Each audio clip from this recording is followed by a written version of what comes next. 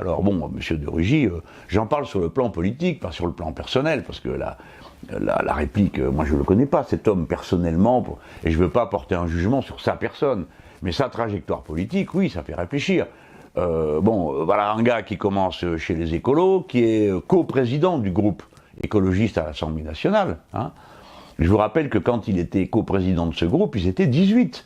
Mais personne ne s'en rappelle. Nous, on est 17, j'aime mieux vous dire que personne ne peut nous oublier.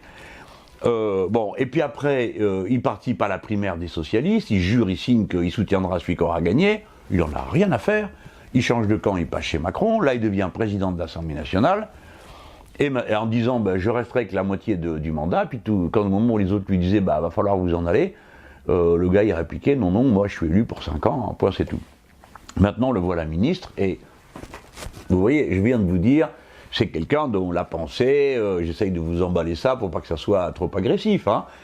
Mais en gros, il l'a pris parce qu'il sait que l'autre c'est un spécialiste pour les couleuvres, c'est pas qu'il les avale, c'est que c'est la couleuvre qui l'avale, hein. Donc il est là pour ça, et ça n'a pas traîné. 24 heures après, le gars annonce que la montagne d'or en Guyane, c'est un très bon projet, qu'il va falloir le soutenir, et qu'il faut que tout ça redémarre, que les concessions vont être données pour faire des recherches, encore pour ouvrir éventuellement d'autres montagnes d'or. Alors la montagne d'or, c'est une catastrophe écologique pour la Guyane.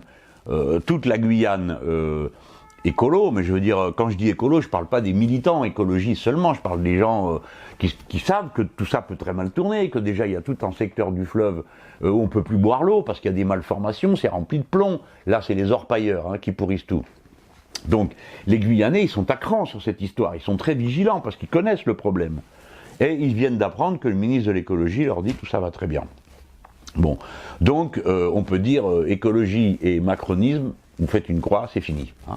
Ce que vous allez avoir là, c'est un gars qui va être spécialisé à vous expliquer pourquoi c'est quand même bien de faire des choses qui ne sont nullement écologiques. Vous savez qu'il y a un rapport pour créer 6 EPR qui sont des espèces de super centrales nucléaires qui coûtent horriblement cher et dont aucun chantier n'est terminé.